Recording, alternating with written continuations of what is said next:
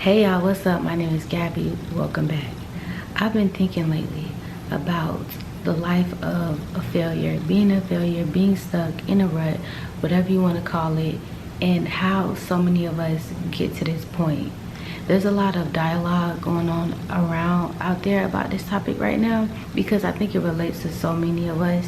And when I think about it personally, there have been many times where I felt like a failure, where I felt stuck. I didn't know what I wanted to do with my life, and I just couldn't understand how I got there. I've been a person who, since I was a kid, has had a plan for my life, which I know now was totally wrong.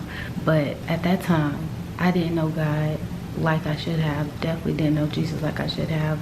So I had a plan, but I knew I wanted certain things in my life, and I had been working hard literally since I was a kid to get to a certain place in my life. I had never fully gotten there, but the further I felt away from that, the harder I worked.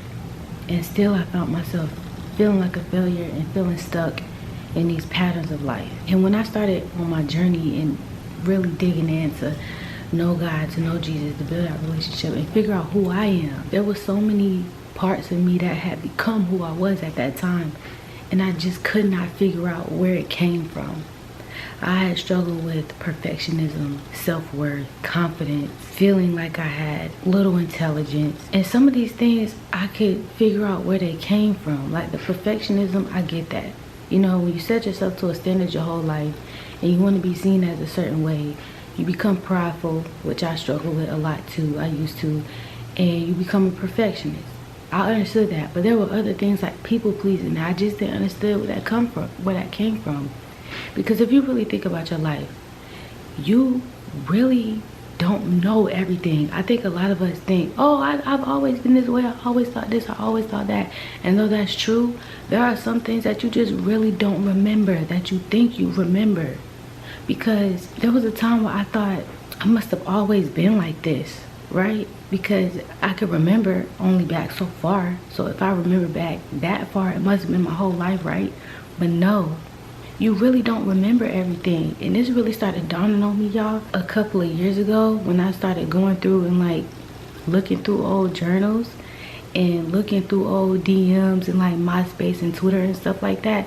When I started seeing how I communicated with people, I was just so direct and so blunt. And I just didn't remember being like that, because I remember college age, I started to crave to be like that. And that's as far back as I remember. So you gotta write this stuff down. Like if you really want to get out of where you are today and figure out why you are the way you are, one of the major things you gotta do is write it down. As much as you think you remember from when you were young, there were so many things you don't remember. There's so many times I have had childhood friends tell me stories about when we were young, things I used to say, things I used to do, and my mind just be blown. Like, I said that, I did that, because I don't remember. And over the years, I have really realized, oh my gosh, like I was at my most whole, fullest point when I was a child, but that was so long ago, and I have created such a story in my mind about who I am today that I forgot who I was. I was really, you feel me? Like, I was that girl when I was young. But the way I see myself was somebody that was quiet, who stood her ground, but who also stood to herself. And people don't see me like that. People saw me, from what I've collected, as someone who was reserved but spoke when she needed to speak, didn't let people run over her, and was a happy, silly girl. You really got to get a full perspective of yourself from people who remember you when you were young, and people who still know you today, who still care about you and love you. This is one of the major things in getting out of a rut, because we create these stories about ourselves that are not true, or are missing some of the facts, that are missing some of the pieces. We all know the basic reasons of why, you might feel stuck, or you on a hamster wheel. You're afraid to go after something. You're letting people hold you back. You're holding yourself back. You procrastinate, and you didn't make a wise decision, because maybe you really did fail at something. Maybe you actually did fail at that thing. But these are all just pieces of life. These are the things that are surface level. When it comes to failing, like really think about that. If you really sitting there thinking that you failed at life, especially if you in your 20s, 30s, 40s, or even 50s, it's like, come on, like really think about that. Life is so huge, it's so deep, and to think that you failed at something as immense as life, it's kind of dramatic, y'all. When you really think about it, it's dramatic. You didn't fail. You just keep making the same decisions and mistakes over and over, and that's something that you got to do too. You got to make a different decision. You got to make a choice, but you got to realize that you keep getting in positions that are like the same at the root of it. It's the same type of situation at the root of it. God just gave it to you in a different way, because it's still going to take a certain type of thought process and a certain decision making outcome for you to get a different result. And I really started thinking about this because, oh my gosh, God is so good, and he has helped me overcome so much that money literally cannot buy. It starts in the inside. Everything that you want on the outside and that you want to sustain starts on the inside. And there's been some things I have deeply struggled with that I didn't know where it came from. I figured that a lot of stuff that I started struggling with came after my toxic relationship that I was in from 11th grade to my senior year in college. After I came out of that, I just remember feeling so low about myself and just so different. So I pinpointed most of the stuff that I struggle with internally and mentally and emotionally from that. But there's something about getting around people that you grew up with. When you come around people that you grew up with or that you came up in the house with, and you really actually think about how you're feeling, how they make you feel. Don't embody the feeling, but you just observe it and recognize how you're feeling. You can really start putting some points together, y'all. We're in an era of time where people just want to be at peace all the time. You hear all the time where people say they only want to be around situations and people that bring them love, that bring them joy, that bring them peace and happiness. I feel you. I feel that. I want to stay in my little peaceful bubble too. But the fact of the matter is, that's not real. That's not real. You cannot go your whole life being around people or situations that don't disturb your peace. And you know that, especially if you are a child of God and Jesus is your Lord. Jesus, the man was peace, okay? He was peace, and because of his peace, he attracted toxicity. People hated him because he brought people so much peace. You're not going to be able to avoid that. And that's what makes God so magnificent, because even in the midst of all the negativity, all the toxicity, all of the demon energy, you can still have that peace. But you gotta know you. You gotta know you, and you gotta know who's fighting for you. You gotta know how you became who you became. And you can do therapy, but some people don't want to go that route for whatever reason. Some people don't have the access insurance wise. Some people don't have the money. Some people don't have the means to set up that time because of all the other obligations they have with children, school, everything else. Like, people are busy. So you don't have to go about things that way, but you have to do something. You have to do something. And I'll tell you right now, going around people that you grew up with will bring you healing that you didn't know you need. And some of them will hurt you and continue to hurt you. But don't take the hurt personally though. You gotta grow up.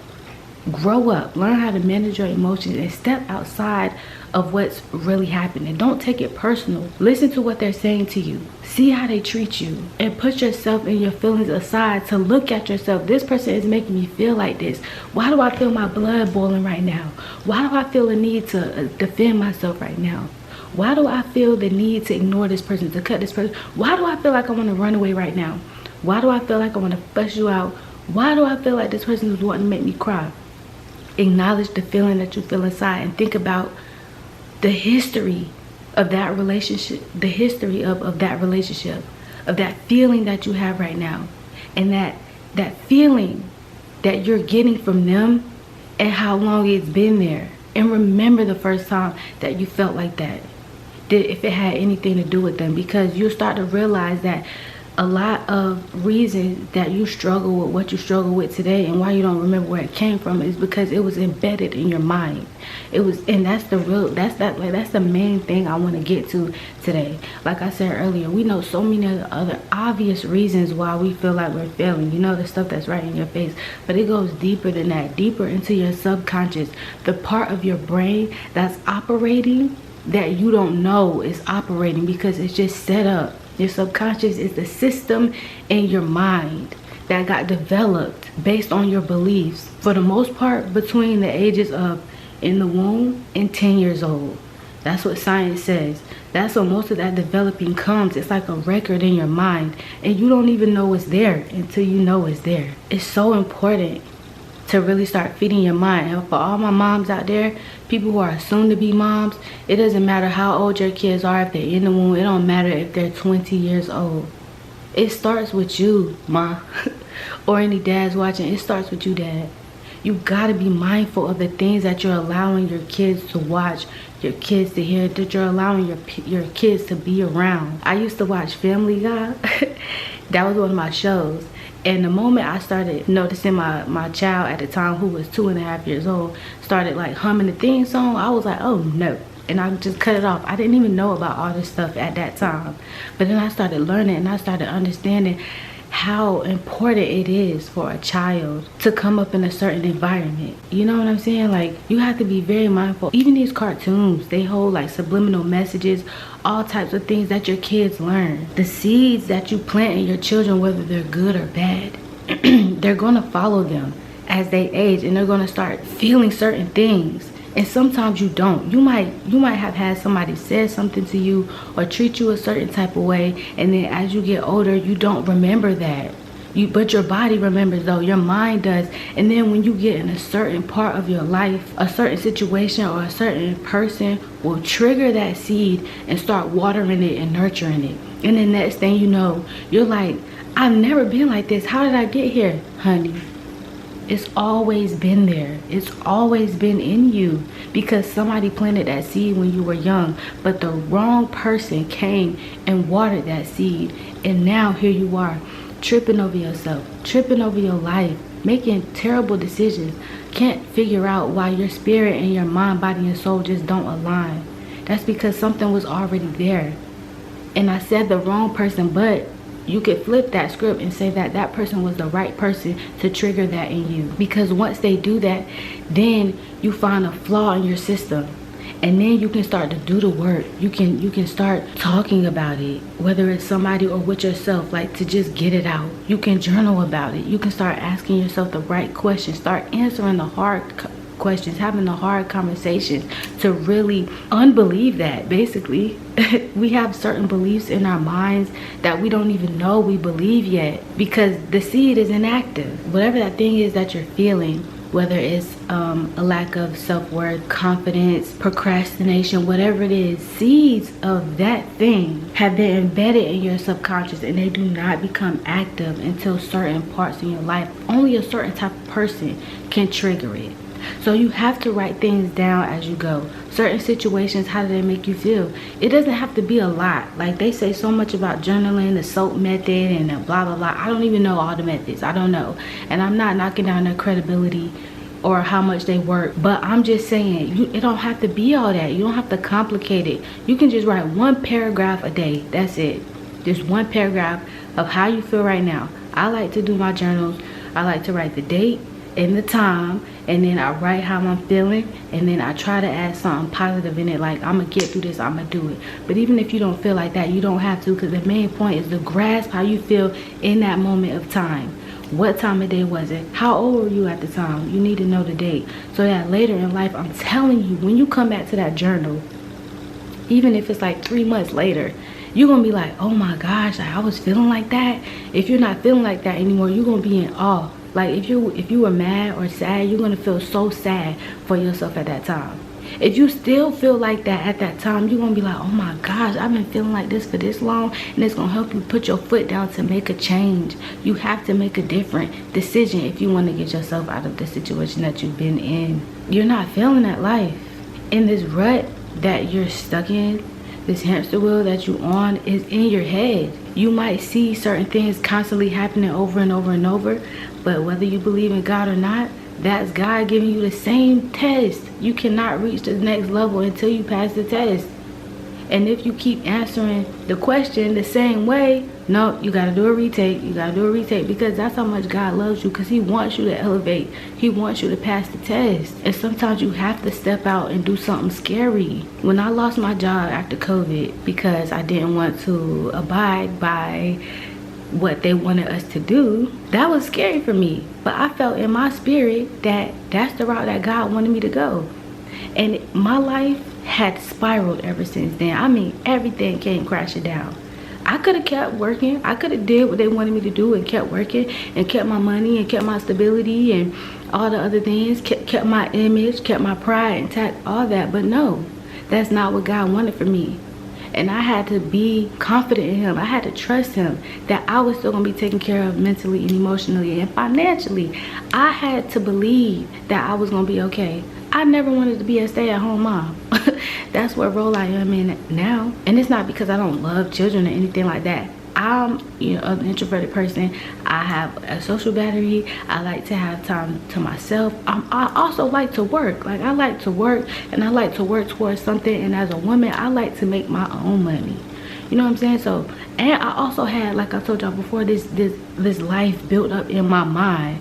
And I wasn't going to get the things I wanted or get to the place I wanted to, get the accolades and all that being at home.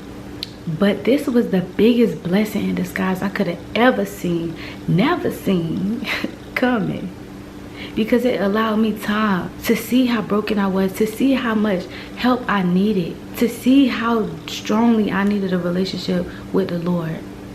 It helped me figure out things like I'm telling y'all today, that failure is an illusion. It's not real.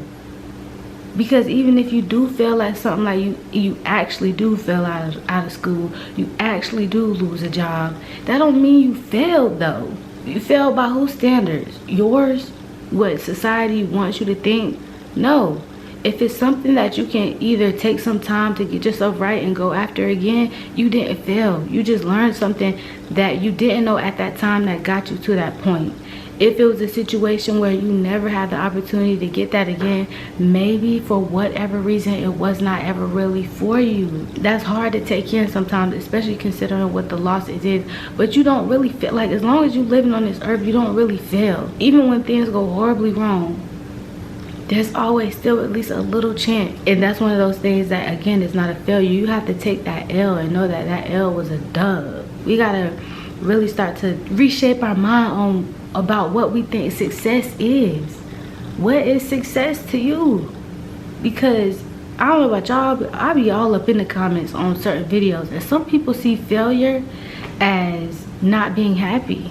Like, some people have all these great jobs, they have family and everything, but because they're not happy, they feel that that means they're unsuccessful. But then you can have somebody else who doesn't have all those things and feel happy and feel joy inside, but still feel like they're unsuccessful. You have women in their late 20s, 30s who don't have a child, but they have a man and feel unsuccessful still because they haven't gotten that whole family. You have some women who have nobody, they're not even dating, but they want that and they feel unsuccessful. Success, like, it's different to everybody. You have to define what success is to you, and then look beyond what you believe is success and figure out what God says about what success is. Because truly, money makes everything easier and more comfortable. We already know that. We can get the things that we want without thinking. But even with having the money, you still have to have a good relationship with your God, Jesus. You still have to have a good relationship with the people around you, your friends. You have to have a good relationship with yourself. Because all of these things on the outside, once you get them, if you're not truly right within, you're still not going to feel successful. You're still going to feel empty. Dream body, it girl, that woman. Come on, sis. Like, when are we going to get into the deep? Okay, it's about what you putting inside. The food and everything, yes, but also the spiritual, the words, the affirmations, what you're learning. What are you doing? What are you doing? You're not always doing something wrong. You're not always doing something bad. Whether it feels like that, you can have people around you in your life pointing at you, telling you that you did this wrong, you failed. And I don't know how often people deal with that, but I think the voices in our head bother us more than the voices actually around us and people watching us. Because a lot of us have imaginary haters or spiritual haters. So where we feel like people are constantly looking at us or pointing their finger at us or laughing at us or whatever. But if somebody was to ask us, give me 1 to 5 people who say bad things about you today, who said something negative about you in the past week or the past year? How many people can you name? Because it's in your head, or it's something that you feel like somebody has against you or they would say about you. It's what you think they would think about you, which really reflects to what you think about yourself. Because if you knew you was you feel me, you wouldn't care about what all these other people think or what they got to say. I think such a big part in why people trip about failing, because they don't like other people to see that they're failing or think that they failed. You have to look at all the successes and stop looking at the failures. I have everything I need right now, but I'm only in this mindset right now because of my relationship with the Lord and looking and seeing at everything that I do have, because it's so easy for me to point out what I don't have. I don't even like to think about the things that I don't have, because I know when I think, oh my God, and when I think about my future, I have it. I have those things. So if I sit here thinking about all the things that I don't have right now, I'm just pushing myself further away from having those things. I have so much peace and so much joy now, but even when I was sad and depressed and crying almost every day and trying myself and trying to break the patterns and the habits of yelling and arguing and being angry and being mad and being depressed and being in victim mode, I still believed that there was a happy, whole, full, abundant me in me. You know, people think you get, I saw a video yesterday that was like how to change your life in 14 days. I listened to it just to see what the girl is gonna say, but I'm just like, are you kidding me right now? 14 days, bro. It depends on where you are in your life at that time to really transform your life in 14 days. But like, let's be for real. Let's be for real. Y'all gotta stop with these fast food transformations, because you're gonna get fast food results. You can get out of that rut. You can get off the hamster wheel. You just gotta step off. And you step off by looking at yourself, paying more attention to your emotions, writing these things down, coming back to them later to pay attention to how you felt at that time, and making a different decision. You have to make a different decision. And honestly, it might be one that you don't want to make. But you know what? If you make the decision that you want to make, you're going to stay on the hamster wheel. You're going to stay in that rut. That's the only thing to shake things up. And people rather make a decision based off the way they usually make decisions because it's comfortable. But you literally have to get uncomfortable. You have to step into the darkness of the unknown to not know where you're going or where you're going to end up, because that's how you get somewhere else. People are more afraid to fail in an area they're not aware of than they are to fail in the area that they know. So you keep failing in the same ways in the same areas because that feels better to you than to try something new and fail over there. But you need to try something new, because even if you do fail over there, you didn't really fail over there. You just learned something over there. And you can decide, oh, yeah, that hurt, that stung, but I would rather keep trying to go this way. And if you fell over there and you didn't like it over there, try something else. The world is so big and broad. And the more you read, the more you talk to other people, whether it's virtually or in real life, the more new places you visit, the more you open and expand your mind, the more you will realize how much you're really tripping. How this world is so big and you are so small in it. You're so small, but in God's eyes you're so big. That's why you think about yourself so much and care about yourself so much, because you have the love for you deep inside that God has for you. You are important. You are a big deal, but in the grand scheme of the big world, you're small. But your small impact is going to make a huge difference. You just have to see yourself and love yourself the way that the Lord loves you. And you have to trust him to be able to do all these things and change your life. You can change your life. You just can't keep going about it the way that you've been going about it. And then too, when you start to talk to people more, fellowship with people more, even if it's virtually, even if you're not really interacting with them and you're reading comments on the videos and stuff, you will truly realize how much you and other people have in common in y'all stories.